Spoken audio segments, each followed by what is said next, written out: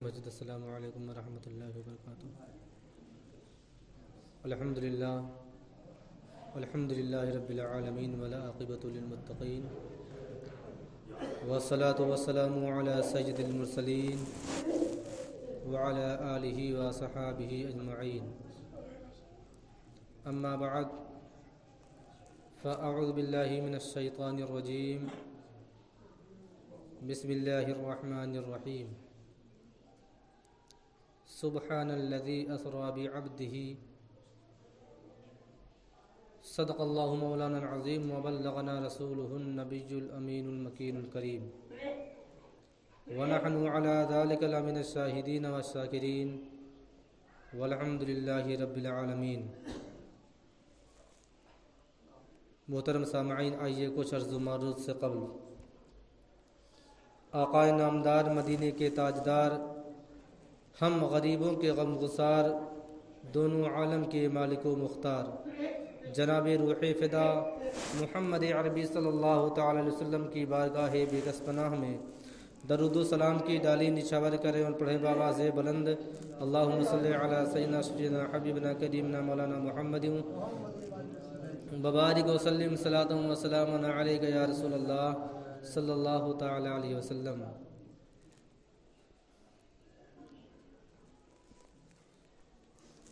میں نے جس آیت مقدسہ کی تلاوت کا شرف حاصل کیا، اللہ رب العزت ارشاد فرماتا ہے، سبحان الذی اسری بعبدہ لیلا من المسجد الحرام الی المسجد الاقصی۔ پاک ہے وہ ذات جو لے گئی راتوں رات اپنے بندے کو مسجد حرام سے مسجد اقصی تک۔ شب معراج کے تعلق سے آپ کے گوش گزار نبی کے تعلق سے کرنا چاہتا ہوں، کیونکہ اسی مہینے کی یعنی رجب المرجب کی 26 تاریخ 27ویں شب حضور تاجدار مدینہ صلی اللہ تعالی وسلم کی معراج ہوئی۔ ابھی اس میں وقت ہے، ایک دوشنبہ چھوڑ کر کے دوسرے دوشنبہ کو شب معراج ہے، 27 جنوری پڑے گی۔ میں نے ایک جمعہ پہلے شروع اس وجہ سے کیا کہ جب کسی ولی کے بارے میں جو نبی جن کا مرتبہ نبی سے بہت کم ہے، ان کے بارے میں جب جمعہ میں کچھ بتایا جاتا ہے تو ان کی حیات کا ایک کونا بھی بیان نہیں ہو پاتا، وقت ختم ہو جاتا ہے۔ میں نے سوچا کہ معراج کے تعلق سے کم 2 جمعہ تک بیان کر دیا جائے، تاکہ معراج کے حوالے سے معراج میں کیا ہوا، معراج ہوئی کیوں، ساری باتیں آپ کے گوش گزار کر دوں۔ سب سے پہلے جان لینا چاہیے کہ اللہ تبارک و تعالی نے کوئی چیز بغیر حکمت کے پیدا ہی نہیں کیا۔ لوگ سوچتے ہیں کہ اللہ نے مچھر کیوں پیدا کر دیا، کچھ کیڑے مکوڑے ایسے ہوتے ہیں جن کو آپ دیکھیں گے تو ایسا محسوس ہوگا کہ آپ نے زندگی میں پہلی بار دیکھا۔ آپ کو ایک بارگی خیال آئے گا کہ اللہ نے اس کو کیوں پیدا کر دیا، اس کا کام کیا ہے، لیکن اللہ تبارک و تعالیٰ نے کسی چیز کو بغیر حکمت کے پیدا ہی نہیں کیا۔ چھوٹی چیز ہو یا بڑی، کچھ بہت کم چیزیں ہیں جو ہمارے عقل میں سماتی ہیں کہ اللہ نے اس کو کیوں پیدا کیا ہے۔ انسان اپنے بارے میں خود ہی نہیں اندازہ لگا پاتا کہ اللہ نے انسان کو کیوں پیدا کر دیا، وہ تو اللہ کی نہ جانے ان گنت کتنی مخلوقیں ہیں۔ بتانے کا مقصد یہ ہے کہ نبی کی جو معراج ہوئی وہ بھی بغیر حکمت کے نہیں۔ اللہ تبارک و تعالیٰ کا کوئی بھی کام جو اپنے بندوں پر ظاہر کرنا تھا، کوئی بھی کام بغیر حکمت کے ہے ہی نہیں، کوئی کام حکمت سے خالی ہی نہیں ہے۔ معراج ہوئی کیوں؟ رب تبارک و تعالیٰ نے معراج میں نبی کو کیوں بلایا؟ اور جب بلایا ہی تو رجب المرجب کی 26 تاریخ کو یوں کیوں بلایا؟ شب برات میں بلا لیا ہوتا، بڑی فضیلت والی تاریخ ہے، کسی اور مبارک دن میں بلا لیتا، لیکن نہیں۔ میں آپ کو بتا دوں، شب معراج جو نبی کی معراج ہوئی، چونکہ ہمارے نبی آخر الزمان صلی اللہ تعالی علیہ وسلم روز آنا دین اسلام کی تبلیغ کے لیے، چاہے مکی کی سرزمین ہو، چاہے شام کی سرزمین ہو، چاہے مدینے کی سرزمین رہی ہو، ہمیشہ پوری زندگی آپ نے ہر دن دین اسلام کی تبلیغ کی، تو جا کے ہم تک اسلام پہنچا۔ شب معراج کا جو دن تھا، اس دن نبی جب دین اسلام کی تبلیغ کرتے تھے تو ہر روز مسلمانوں میں اضافہ ہوتا جاتا، مسلمانوں کی تعداد بڑھتی جاتی، کوئی دن خالی نہیں جاتا کہ کوئی مسلمان نہ ہوا ہو۔ لیکن 26 رجب المرجب کو جب ہمارے آقا صلی اللہ تعالی علیہ وسلم فجر کی نماز ادا کرنے کے بعد جب دین اسلام کی تبلیغ کے لیے نکلے، تو تبلیغ کرتے کرتے شام ہو گئی، مغرب کا وقت ہو گیا، کوئی بندہ اسلام قبول نہیں کیا، کوئی بندہ نہیں۔ اب آپ چونکہ اتنا مغموم ہو گئے، اتنا غمگین ہو گئے، اتنے فکر مند ہو گئے کہ ہمارے نبی اپنے گھر آنے کے بجائے اپنے پھوپھی کے یہاں چلے گئے، ام ہانی کے گھر چلے گئے، اور مغموم، فکر مند، ٹینشن اتنا زیادہ تھا کہ آپ گھر میں پہنچ کر کے کسی سے گفتگو بھی نہیں فرمائے اور دروازہ بھی اندر سے بند کر لیا، اتنے ٹینشن میں تھے، اتنے فکر مند تھے۔ اب سوچئے آج ہم اگر فکر مند ہو جائیں یا ہمارا بچہ فکر مند ہو جائے تو والد کو نیند نہیں آئے گی، اور وہ نبی جس کے وسیلے میں رب تبارک و تعالی نے ساری کائنات کا وجود بخشا ہے، اگر وہ نبی، وہ اس کا محبوب اگر فکر مند ہو جائے تو اللہ تبارک و تعالی کیا اپنے محبوب کے فکر کو دور نہیں کرنے والا؟ جو رب جس محبوب کے صلے میں، جس محبوب کے ناطے ساری دنیا کا وجود بخشا ہے، اگر وہ محبوب فکر مند ہو جائے تو پھر اللہ تبارک و تعالیٰ کے منانے کا طریقہ کیا ہوگا؟ ہم سے کوئی ناراض ہو جائے، ہم سے کوئی روٹھ جائے، یا ہمارا کوئی خاص فکر مند ہو جائے تو ہم اس کے گھر جا کے اسے تسلی دیتے ہیں، اسے اطمینان دلاتے ہیں، مطمئن کرتے ہیں کہ فکر نہ کرو، تمہارا کاروبار میں اتنا لمبا گھاٹا لگ گیا ہے، اللہ تبارک و تعالیٰ چاہے گا اگلے دن اس کا ڈبل آپ کو عطا کر دے گا۔ رب کے منانے کا طریقہ دیکھیے، اپنے محبوب کو رب تبارک و تعالیٰ تسلی کیسے دیتا ہے؟ جبریل امین کو بھیجتا ہے رات میں، جبریل جاؤ میرے محبوب کو جگا کے بیدار کر کے میرے پاس لے کے آؤ۔ جبریل امین بھی تعجب میں پڑے ہیں، رب کیا فرما رہا ہے؟ میں محبوب کو لے کر کے، بیدار کر کے اور خدا کی بارگاہ میں لے کے آؤں؟ غیر نبی کو جب اللہ تبارک و تعالیٰ کی زیارت کرنا ہوا تو نہ جانے کتنے سفارش کیے، نہ جانے کتنی مرتبہ دعائیں کی۔ حضرت موسیٰ علیہ نبینا علیہ الصلوۃ والتسلیم کا واقعہ دیکھیے، جب آپ کو رب تبارک و تعالیٰ کا دیدار کرنا ہوا تو آپ نے سینکڑوں بار فرمایا رب ارنی رب ارنی، مولا میں تجھے دیکھنا چاہتا ہوں، تیرا دیدار کرنا چاہتا ہوں۔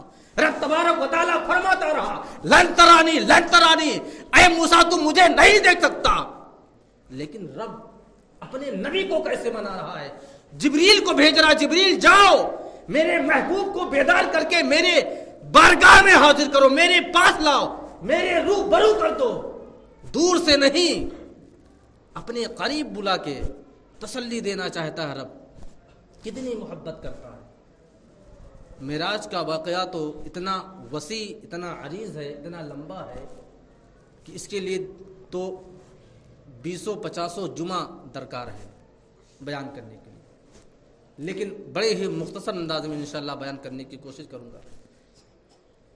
جبریل امین کو جب رب تبارک و تعالیٰ نے بھیجا، جبریل آنے لگے۔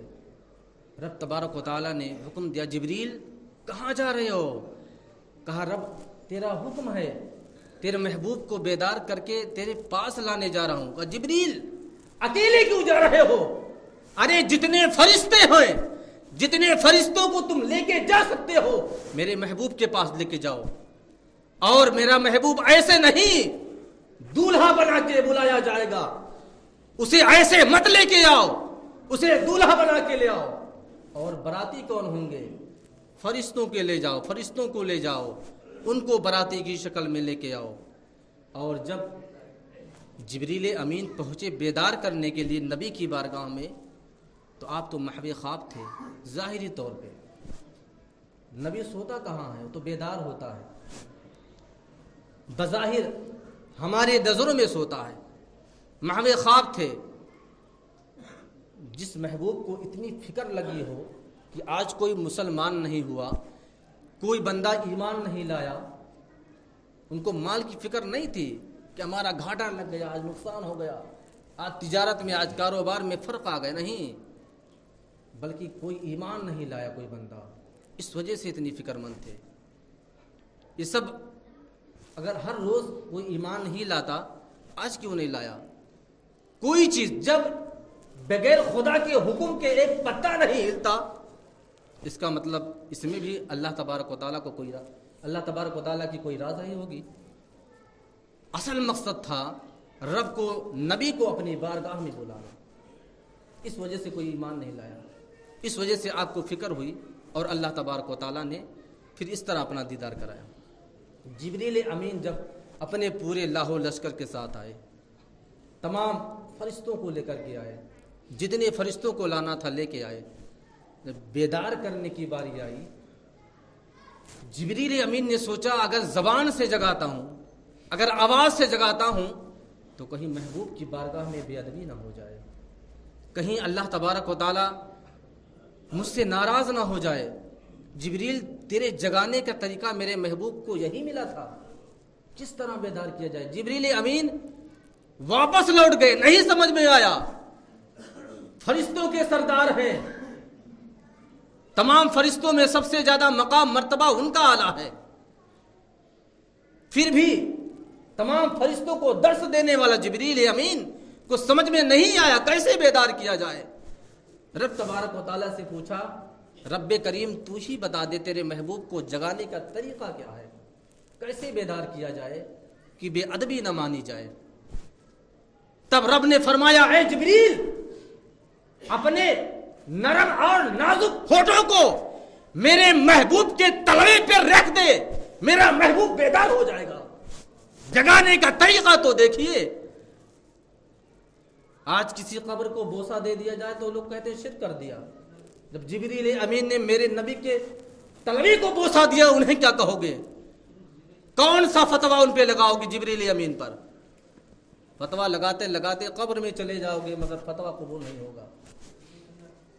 جبریل امین نے بوسہ دیا، کس کو؟ نبی کے تلوے کو بوسہ دیا۔ نبی کے تلوے کو جب ٹھنڈک محسوس ہوئی، آپ بیدار ہو گئے۔ جبریل امین رات میں کیسے آنا ہوا؟ جبریل امین کہنے لگی، یا رسول اللہ، اللہ تبارک و تعالیٰ آپ کو یاد کر رہا ہے، اللہ تبارک و تعالیٰ نے آپ کو اپنے قرب خاص میں بلایا ہے، تمام فرشتوں کا ہجوم موجود ہے، براق سواری آپ کے دروازے کے باہر موجود ہے۔ تو سب سے پہلے جانتے ہیں، میرے نبی کو سب سے پہلے ام ہانی کے گھر سے مسجد حرام تک لے کے جایا گیا۔ مسجد حرام میں کیوں لے گئے؟ اس کا بھی ایک مقصد تھا۔ مسجد حرام میں لے جانے کے بعد آپ کے سینے کو چاک کیا گیا، اس کو شق صدر کہا جاتا ہے۔ نبی کی زندگی میں 4 مرتبہ شق صدر کیا گیا، یعنی آپ کے سینے کو چیر کر کے آپ کے دل کو نکالا گیا، اور رب تبارک و تعالیٰ کے حکم سے جنت سے جو چیز لائی گئی تھی اس میں ڈالا گیا، دل میں ڈالا گیا۔ کیوں ڈالا گیا؟ اب پچھلے واقعے پہ آپ کو نظر کرنی ہوگی کہ جب موسیٰ فرماتے رہے رب ارنی رب ارنی، رب فرماتا رہا لن ترانی لن ترانی، نہیں دیکھ سکتے، تو یقیناً اب مورخین لکھتے ہیں کہ نبی کے سینے کو چاک کر کے ان کے دل کو نکال کر کے اللہ کی تجلی اس میں ڈالی گئی، اللہ کا نور ڈالا گیا، وہ پاور، وہ طاقت ڈالی گئی کہ جب نبی کا سامنا رب تبارک و تعالیٰ سے ہو جائے تو دل اتنا مضبوط رہے کہ برداشت کر لے جائے، اللہ کی تجلی کا بوجھ اٹھا لے جائے۔